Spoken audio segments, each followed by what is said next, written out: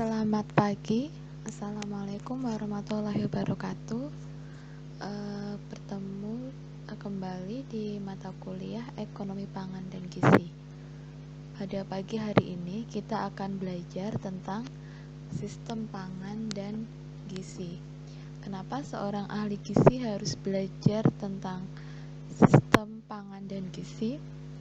Karena sistem pangan dan gizi ini akan sangat mempengaruhi status gizi masyarakat karena menyangkut serangkaian aspek mulai tahap produksi sampai ke tahap pemanfaatan oleh tubuh. Pendekatan sistem diperlukan karena banyaknya faktor yang berpengaruh dan mungkin pelaku yang terlibat dalam pembangunan pangan dan gizi. Hal ini berarti dalam suatu sistem terdapat serangkaian komponen atau subsistem mulai dari produksi, ketersediaan pangan, distribusi, konsumsi, dan gizi. Sebuah sistem pangan dan gizi yang tangguh akan melibatkan konsumennya sebagai fokus utamanya. Sistem ini juga akan memastikan bahwa integritas lingkungan, kemandirian ekonomi, dan sosial kesejahteraan dipertahankan dan ditekankan. Jadi kalau kita ingin bekerja di gizi masyarakat, terutama mungkin nanti bila bekerja di dinas kesehatan atau mungkin di puskesmas, kita harus paham tentang sistem pangan dan gizi. Jadi ketika kita memperbaiki gizi suatu masyarakat, tidak terlepas dari sistem yang mengatur pangan dan mengatur gizinya. Lantas bagaimanakah pengertian dari sistem pangan dan gizi?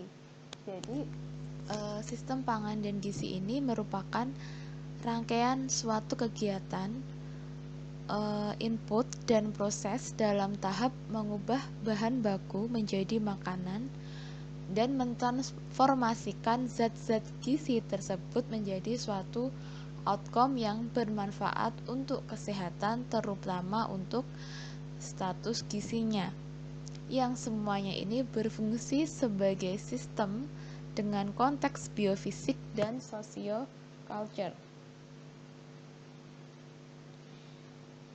Hal ini berarti dalam sistem tersebut terdapat serangkaian komponen atau subsistemnya, mulai dari mungkin produksinya bagaimana, ketersediaan pangannya seperti apa, bagaimanakah cara distribusinya, konsumsinya, dan gizinya itu akan mempengaruhi status gizi seseorang. Sistem pangan dan gizi yang tangguh melibatkan konsumen sebagai fokus utamanya. Jadi sistem pangan dan gizi ini sangat mempengaruhi status gizi masyarakat karena menyangkut serangkaian proses atau aspek sejak tahap produksi sampai ke tahap pemanfaatan oleh tubuh. Ada 4 tipe atau model pada sistem pangan dan gizi yang semuanya mempunyai fokus serta kelebihan dan kelemahannya masing-masing.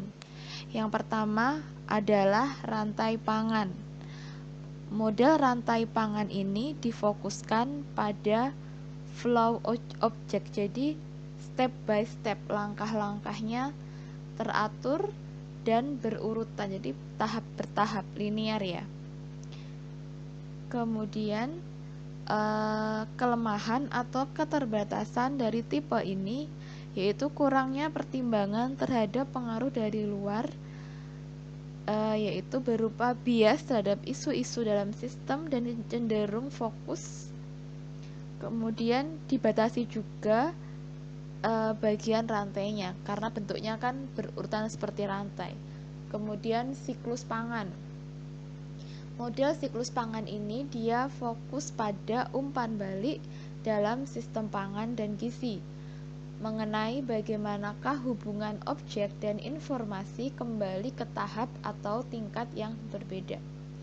Jadi ciri khasnya adalah mekanisme hubungan bagian yang berbeda dalam sistem dan efek tindakan tahap lain terhadap setiap spesifik pada poin-poin sistem. Jadi model siklus pangan ini membantu secara konseptual dari makanan dan gizi. Keterbatasan dari tipe ini adalah karena bentuknya siklus, jadi nanti ada kekakuan atau timbal baliknya tidak begitu terlihat ya. Yang ketiga adalah tipe jaring pangan. Model ini fokus pada hubungan timbal balik antara beragam titik dalam kegiatan dan kontrol pada sistem pangan dan gizi. Jaring-jaring pangan ini umumnya digunakan untuk menunjukkan hubungan setiap poin sistem pangan dan gizi dan hubungan penting antara sistem dari dalam dan luar sistemnya. Ciri khas pada model jaring pangan adalah sambungannya banyak, jadi kadang membingungkan, kemudian beragam dan mengubah hubungan yang membentuk dan mengontrol suatu sistem. Keterbatasan dari sistem jaring pangan adalah kurangnya representasi, pola dan struktur untuk tidak memiliki flow atau memiliki garis yang spesifik dalam sistem pangan dan gizi. Kemudian yang keempat adalah konteks pangan. Jadi model ini memiliki pandangan yang fokus ke ekologikal. Jadi fokus ke hubungan antara pangan dan gizinya terhadap lingkungan. Nah, ini adalah gambar dari berbagai model sistem pangan dan gizi. Yang pertama adalah bentuk food chain atau flow model atau bentuknya rantai. Jadi bentuknya biasanya model sistem pangannya garis-garis ke bawah, bentuknya lurus dan linear. Kemudian yang kedua tadi adalah jenis siklus pangan, bentuknya seperti cycle ya. Kemudian yang ketiga yang bentuknya tadi seperti jaring-jaring pangan, bentuknya tadi seperti titik-titik. Ini salah satu contoh model sistem pangan menggunakan jaring pangan. Yang keempat adalah food context atau ecological model, jadi konteks pangan yang fokus ke faktor ekologikal atau lingkungan. Jadi yang mempengaruhi pangan kira-kira seperti apa. Berikut merupakan sistem pangan dan gizi model konteks pangan, yaitu food and nutrition system. Jadi bentuknya cycle ya. Dimulai dari fokusnya adalah konsumen. Kemudian ada timbal balik dengan produsen dan nutritions. Kemudian ada sumbernya, resource-nya dari mulai social environment, kemudian biophysical environment, kemudian yang kesini ada nutrition mempengaruhi dan mempengaruhi status kesehatan, kemudian timbal balik antara input dan outputnya. Jadi nutrition ini akan mempengaruhi kesehatan dan kesehatan ini akan mempengaruhi mulai dari polisi atau kebijakan, kemudian biodiversity, kemudian kepuasan atau satisfaction, kemudian waste atau sisa, capital, land, skills, udara dan sebagainya. Ini merupakan contoh sistem pangan dan gizi dalam model konteks pangan. Jadi penjelasan secara ringkasnya adalah sumber dari lingkungan mengenai sistem pangan dan gizi memberikan input dasar pada sistem, termasuk dari faktor biofisik seperti energi, udara, tanah, dan air, serta faktor sosial. Seperti apa contohnya, yaitu sumber daya manusia, faktor ekonomi.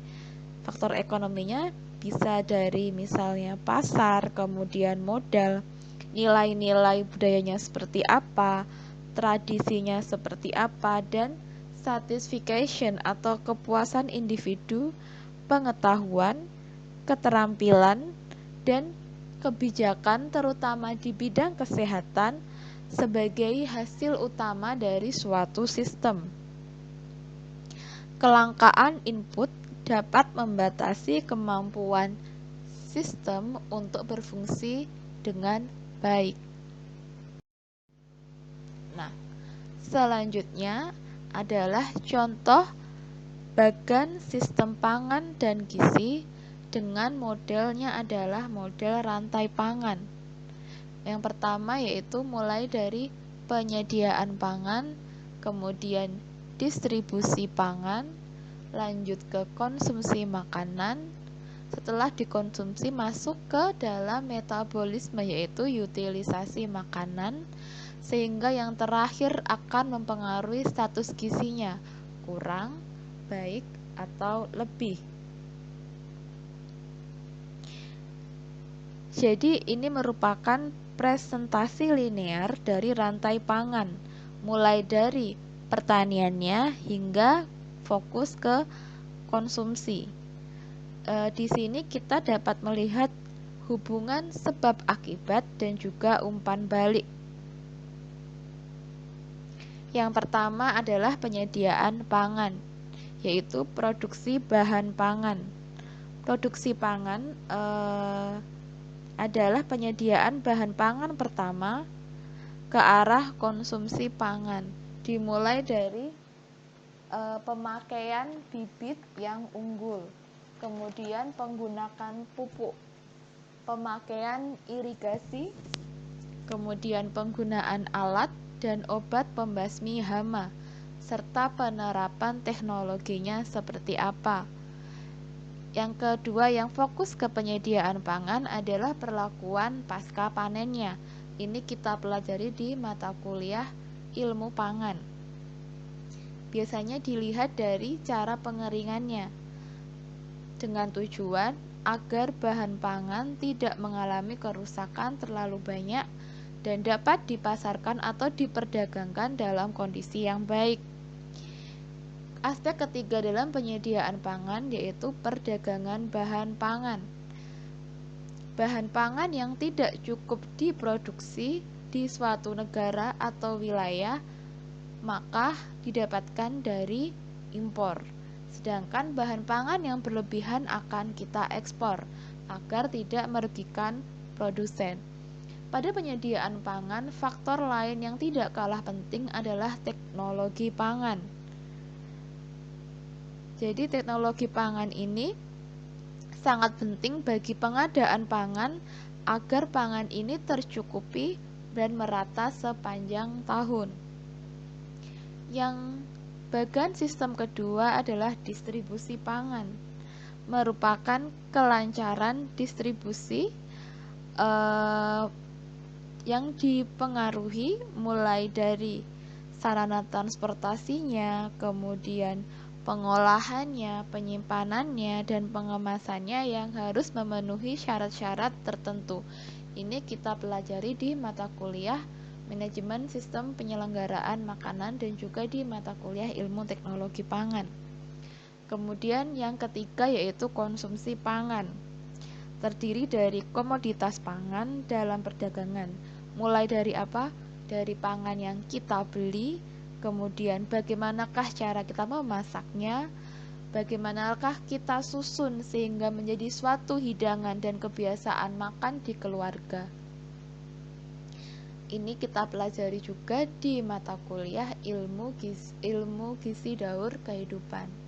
Yang terakhir adalah utilisasi makanan. Ini juga mempengaruhi status gizi seseorang.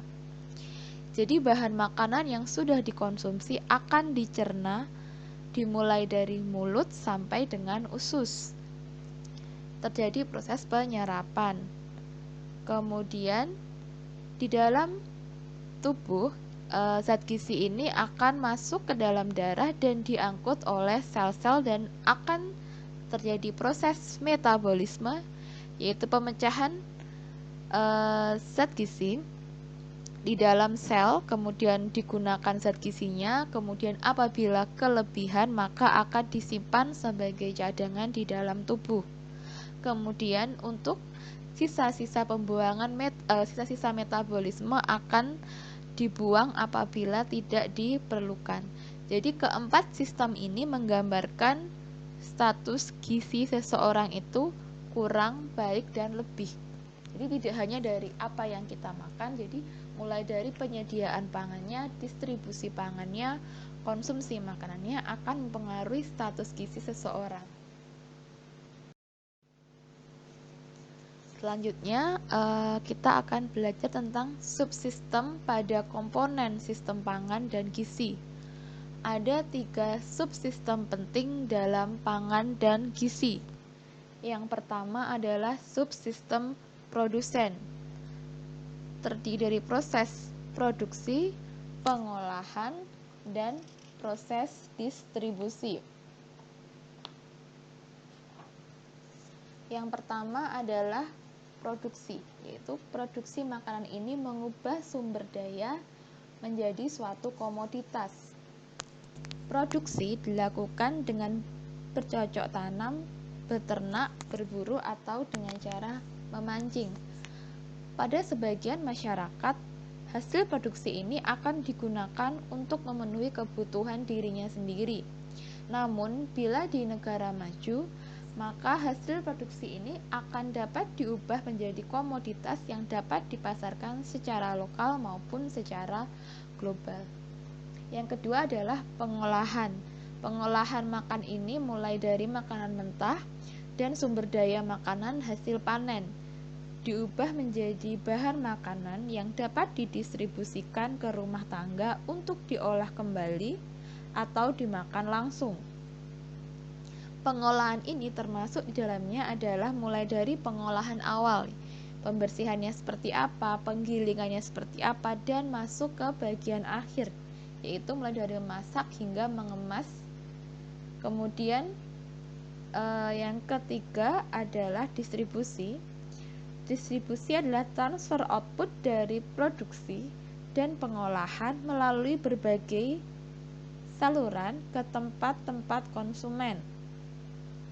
Banyak contoh distribusi, mulai dari misalnya pendistribusian bahan makanan melalui supermarket, koperasi makanan, pasar petani, pertanian konsumen, dan sebagainya. Jadi, industri jasa makanan ini mempersiapkan dan mendistribusikan makanan kepada konsumen, kemudian menyalurkannya ke restoran, kafetaria, mesin, dan catering. Subsistem yang kedua adalah subsistem konsumen. Subsistem ini terdiri dari akses makanan, kemudian makanan yang disiapkan aman dan bergizi dan konsumsinya, serta akan berpengaruh terhadap elemen penting dari perbaikan gizinya. Subsistem pada konsumen ini berfokus pada rumah tangga sebagai unit yang memperoleh bahan makanan dan makanan, mengubah menjadi makanan dan makanan ringan serta makanan yang sehari-hari.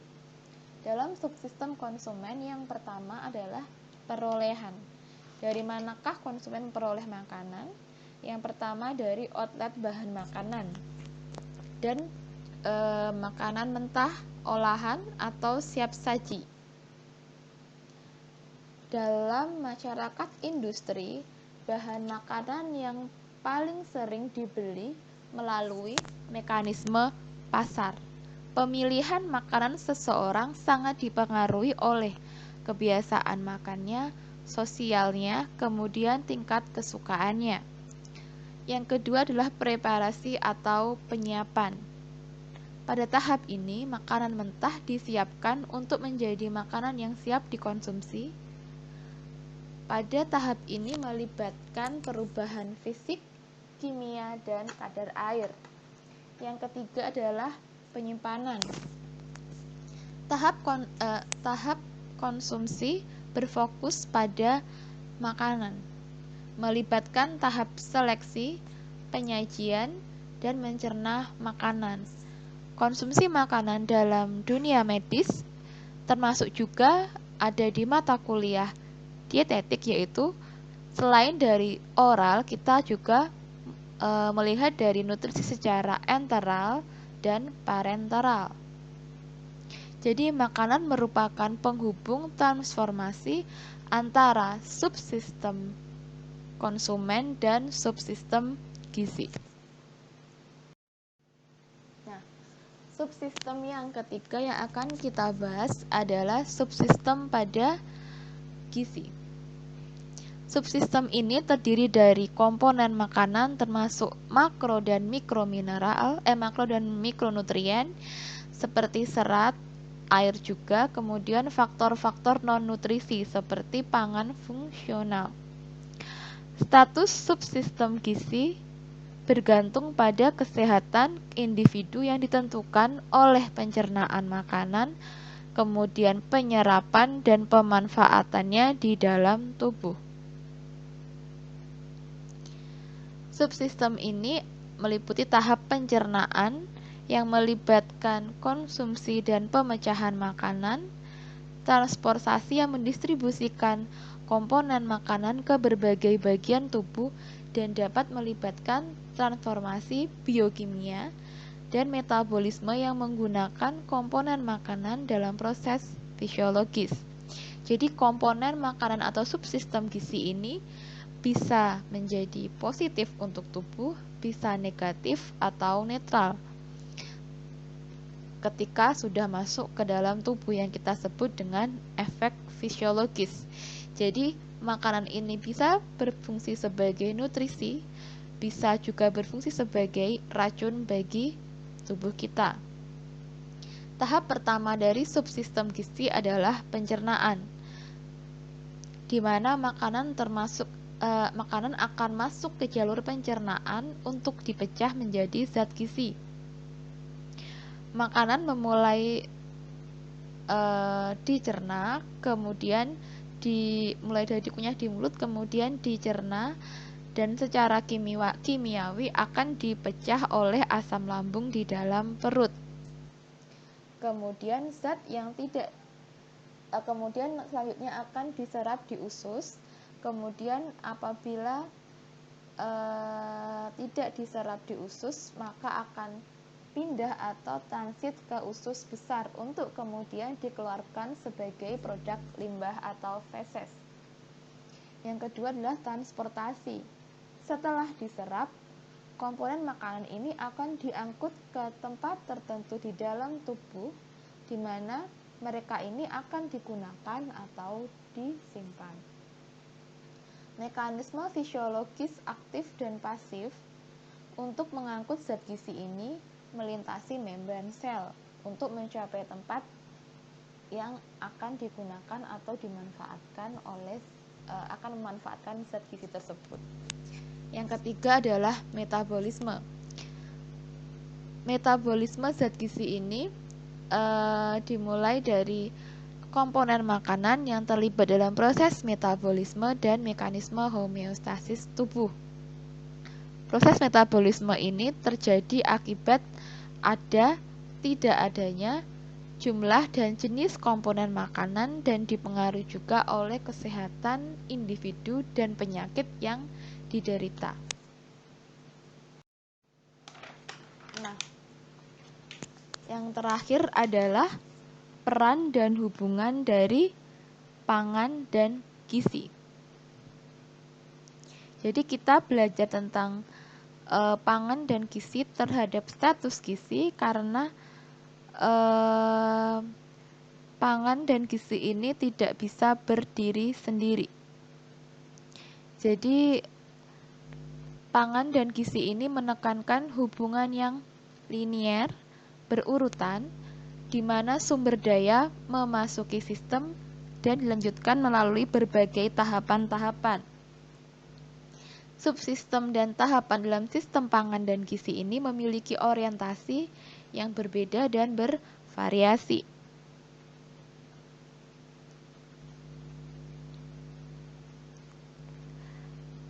Nah, meskipun tujuannya berbeda-beda dan tapi tetap dapat berkaitan dengan satu yang lainnya.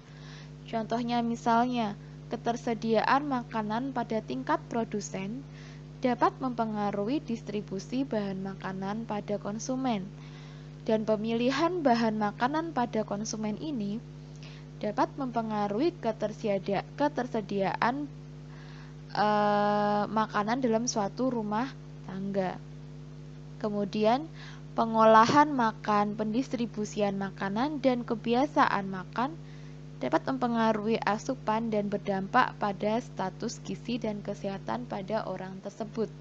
Jadi misalnya kita hidup di Sumatera yang terpencil, kemudian ketersediaan makannya, jadi distribusi makannya, bahan makannya terbatas. Jadi misalnya di daerah tersebut hanya ada mungkin ikan, kemudian sayuran, tidak ada ayam, otomatis maka konsumennya akan memilih bahan makanan yang tersedia di pasar.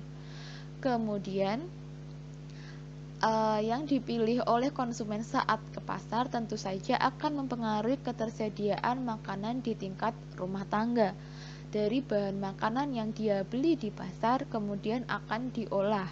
Nah, pengolahan makannya ini pun tergantung dari preferensi atau ke tingkat kesukaan dan kebiasaan. Jadi kalau emang sukanya, misalnya Sumatera sukanya makan makanan santan dan berlemak, otomatis kebiasaan makannya adalah makan makanan yang tinggi lemak, yang akan berpengaruh terhadap asupan dan berdampak pada status gizinya. Jadi pada akhirnya konsep sistem pangan dan gizi ini menerapkan teori sistem dan mengembangkan sebuah model yang terintegrasi. Untuk mata kuliah ekonomi pangan dan gizi ada tugas akhir. Tugas akhirnya adalah kelompok, yaitu carilah artikel di jurnal tentang ketahanan pangan dan gizi. Artikel antar kelompok tidak boleh sama. Kemudian konsultasikan kepada saya. Setelah di ACC baru buatlah sebuah PowerPoint presentasi. Karena merupakan PowerPoint, saya harap bentuknya adalah poin-poin, jadi tidak seperti koran ya. Dipresentasikan 2 minggu lagi secara bertahap. Berikut kelompoknya sudah saya bagi, ada 3 kelompok. Sekian perkuliahan pada pagi hari ini. Sampai jumpa minggu depan. Terima kasih. Wassalamualaikum warahmatullahi wabarakatuh.